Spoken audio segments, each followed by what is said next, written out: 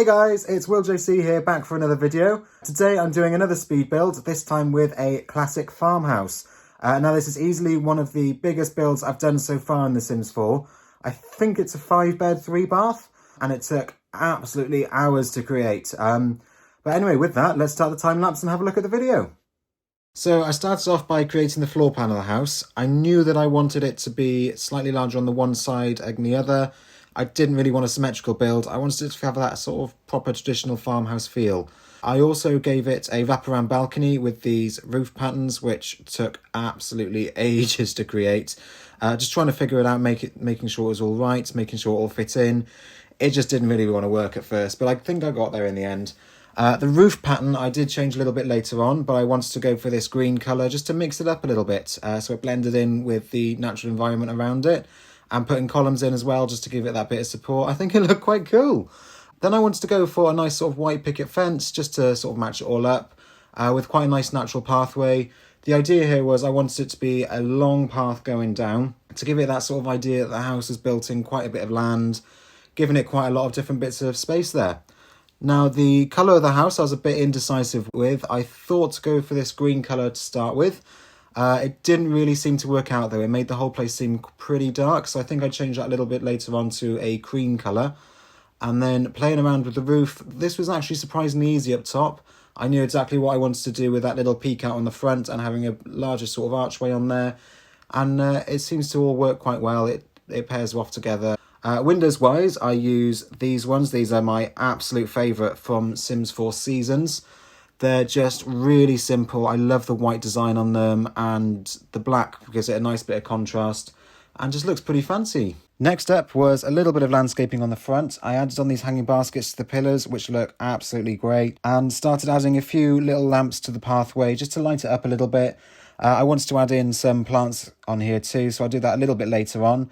There we go, there's the colour change to the cream.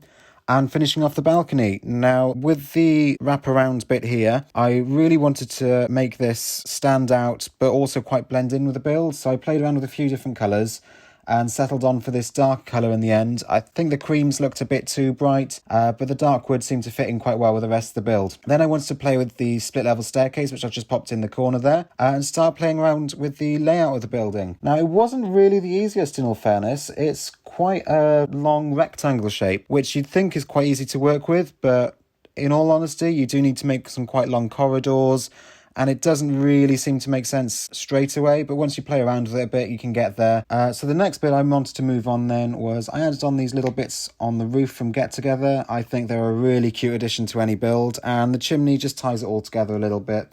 I also put a fireplace in the build. I can't remember if it goes underneath the chimney, but I kind of hope it does, but it all works out quite nicely in the end. Starting on with the building of the interior, I wanted to do the dining room first. I knew I wanted this to be in the corner, and I wanted it to be quite a grand experience in there. So I played around with a few different floor types. We settled on the parquet floor, and then with the green walls, I wanted to everything to sort of match in and blend quite nicely. So I went for this almost light distressed wood look to make it look like a dining room that's been used. It's been there for years, and all the colours seem to work quite well. Sims 4 swatches aren't notoriously the best, but luckily with this sort of light oldish wood colour, there seems to be a lot of options. Tying in a rug wasn't the easiest either, but I found this nice big green one and sized it up just to fit in nicely, and added a few trinkets and bits and bobs in there to make the place look really sort of lived in and used, and it all sort of ties in quite well together. Next step was just putting a few bits of decorations on there and a little ottoman. Then I moved on to this other room in the front. Now I had the idea to make this a sort of activities room. And then I thought if I make it an office, it can be used by all the different characters you can play in this house. I also put a little bathroom in there as well. So you go into the office and then you got the little bathroom just to the side, which I think is quite a little cute addition onto the build. Next up then, I moved on to styling this office. Now I wanted it to seem quite regal. I wanted it to be a traditional sort of place, not really designed around a computer, but where you can use a computer in. So that's why I put this little laptop on there as well. Now I played around with trying to put on bits and bobs on top of this desk, and it was an absolute nightmare to get them in the right place. I got there in the end though, and I think it looks pretty cute. So I put in this purpley mauvey colour, just to tie it in, make it feel a bit more old-fashioned and a little bit cuter, and it seemed to work with the rest of the house. It's got quite a nice little vibe in there as well. It's the sort of place that you could go into and you know this room's for business. Like, there's no playing about in here, although there is a bar, so you can get a few drinks, you know, have your whiskies when you're doing your work, so that's a little bit of a fun aspect in there. Moving on to the bathroom, I made this the same colour as the study because I wanted it to sort of feel like it was part of one room. I did the same with the furnishing, so I kept the same sort of colour theme just to tie it in, so it's almost like an extension on the room rather than another room in the house. And it makes it feel a bit more like a sort of private bathroom. So you know you're doing well when you've got a private bathroom in your office. I wish I had one. I've just got one bathroom in my 2-bed flat. But yeah, so I styled all that up and moved on to the kitchen then. So I'm using these spacer lights all the way out throughout as well, guys. You can't really see the lights in the Sims 4 and they're hanging from the ceiling, and these ones just give a brilliant light everywhere you go in the house. So they're my go-to. So with the kitchens, I wanted it to be a nice sort of wraparound feel as well, with a island on here too. Now, I don't normally build with island kitchens, so I played with putting the sink in there in the middle. It didn't really sort of work out, so I started putting the chairs around, popped the sink back in the kitchen, and I gave it this sort of country vibe feel. I really love using these sort of kitchen counters because they seem just a little bit old, a little bit, so, you know, you're going to open the door, you're going to have a bit of a creak, but it fits in with the rest of the house. Like, this isn't a new build at all. This is nowhere near a modern build. This is a traditional build, and I wanted it to feel like that. So I had some of the black tiles there as well to give you an idea that the kitchen's been renovated a little bit. Like, the people who live here, they got a bit of money, so they're happy to spend the money on things like that, but they like keeping their sort of traditional bits of furniture, keeping it a bit classic, and it looks quite nice all working together. Then I had a little bit of space left over in this corner of the kitchen, so I thought I'll pop a little bit of a plant in there. I absolutely love sizing down rugs and putting them underneath the plants there as well. And then I actually made use of a shelf. I've literally never used shelves in The Sims 4, but I thought just pop in a little plant on one next to that chair in there. It could also be like a phone shelf where you'd sit and be on the phone. Next up, I moved on to the living room. Now, this is a bit of an open living room. It's in the middle of the house, so you come in through the front door and you are straight in that living room.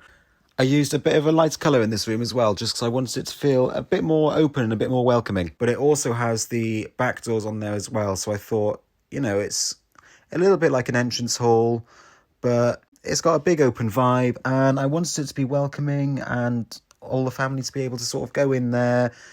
And then this isn't a private house. If you're walking anywhere in this house, you've got to go through the living room, and there is a lot of space around, a lot of space to walk around, a few different seats there. And I made use of this little end counter on there as well, just to make it almost like another sort of telephone seat. So you just sit there when you're on the phone to your mates. Because back in the day, phones weren't wireless, were they? They were all plugged into the wall. So I thought that's where it would sort of be.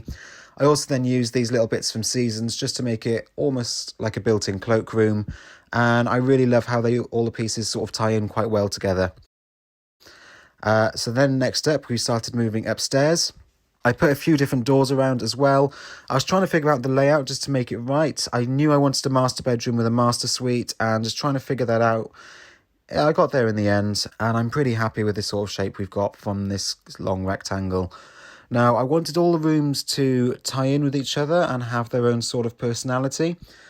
So I thought this front room is going to be the master suite. This is the main room of the house. And I went for this dark navy colour. Now, normally I don't really use dark navy in my builds, but the past couple of ones I've been doing, I've been using them a lot in the bedrooms. And it really ties in quite nicely, especially with this sort of white and silver theme that's going on in here. I even put a TV bench in there next to the windows as well, just so you've got a bit more space. All the furniture ties in quite nicely. And I wanted all the pictures to be in those sort of silver frames and look quite sort of cute and matching. And then I put a little curtain over the bed, the little picture of a chicken. It cannot be that picture of the chicken. It is a Sims classic by now. So I started playing with rugs, and this is where I fell short. I could not, for the life of me, find a blue rug that matched the vibe of this bedroom. So in the end, I went for this silver one, I thought it tied in quite well with the silver and blue theme. The theme I also dragged through into the master suite bathroom. I put the same curtains, same sort of mirrors in there, and I actually put a smaller version of that little silver rug in there as well. So you know this bathroom is just for you. Now, I moved on to this back bedroom here. I wanted this to be sort of like a toddler's kids room. I didn't really sort of want it to be all based around kids. I wanted it to be a room where it could be adapted easily to a child, it could be adapted to a teen, and I didn't want the whole place to be completely decorated as a child's room. So the furniture is child's furniture, but the carpets and the walls are all staying in that sort of one colour. I went for this sort of green colour on there because it's a slightly sort of older colour, and it sort of ties quite well in with the design of the house. The next room was this other back bedroom. Now, this one hasn't got a bathroom, and it's more of a sort of spare room. So I thought with this one, it's not really going to be a lived-in bedroom. So it's the sort of room you'd have in your house if you had the space to have that sort of spare room in there. And they're not really that well decorated. So I went for this sort of creamy colour, all keeping it neutral, just so it's not offensive to anyone. It blends in nicely, and it's easy. So moving on then to the bathroom. I knew I wanted to keep the bath away from the wall, but I was trying to figure out how I can fit a shower in here, along with the sink and the bathroom, and it just didn't want to squeeze in. So I removed the shower completely. We do have one downstairs in the office, so if you do need to have a shower, you can go down there anyway. But I really like how that bathroom turned out as well. Now, the last room upstairs here is the activities room. So this can be utilised as another bedroom as well if you wanted it to. But with this one, I thought we've got the space, so I'll actually use a grand piano. Now, with this one, I wanted it to be themed around your skill building, your activities. Like the people who live here, they're a little bit creative. So you've got the piano in there, you've got the painting, and you've got the easels. You've also got the chessboard in there too, so it all ties in quite well together. Last up on the upstairs was the hallway. Now, I had quite a lot of space in this hallway, so I wanted to have a nice big runner going down the middle, and then a little seating area. We didn't have a library in this build, so I thought, well, if we've got a bit of space here, I can bang in a little bookcase, get a little reading nook in there. So we've got this lovely sort of purple couch in the corner. And I started playing around with a few wall decorations just to fill it in, but I thought just putting a little bit of furniture in with this bookcase and end table, it ties it in quite nicely. Last of all, I started landscaping this build. Now, landscaping really isn't my strong point. I have said this in my previous videos, but with this one, I gave it much of a bigger shot. So I experimented with the hidden world objects on here as well. So I found these planters that look really cute. So they tie in really nicely with the lights on there too. I also thought, as we've got a bit of space, let's put a fountain in. So I popped that on there. I wanted to make it look like it was quite an old fountain, so I put a few different plants around it, and it worked out quite nicely. I'm happy with how it all sort of ties in together and looks quite cute. Then I had a little bit of space on the side of the build as well. I didn't really want this to tie into a garden, and I was having a look through the hidden world objects, and the Sims 4 has cars, guys. Like, these aren't the little toy cars that you can buy anyway. These are actual full-size models of cars that you can just place in your world. So I thought I'm just going to pop them on the side there. They, you know, it's near the road. You can get to it. And they look quite cool. There's absolutely loads in there as well. You've got different cars, pickup trucks. You've even got lorries and a limousine there too. So that's something new I found out. But styling out the garden, I wanted it to be a little bit more natural. I knew I wanted to have a little swing set in here as well, so that's all in there for the kids to play with. There's loads of plants in all the corners too, just to make it feel a bit more lived in. So I really like how they turned out. Putting the plants in wasn't the easiest by the side of the build though. For some reason they kept trying to jump up onto the foundation, even though it was on the lower level. But we got there in the end. And lastly, I wanted to put a little bit of furniture around. So we've got a little table set on the front of the deck and a little barbecue on the back. Then on the side, we've got this really cute little garden area where you can start growing your own bits. And last of all, I just went through adding a few different lights to the build just to make it look a little bit better at night. So anyway, guys, I really hope you've enjoyed this speed build. If you have, please remember to give me a like and subscribe. If you've got any suggestions or anything as well, drop them below in the comments, and I'll see you in the next one.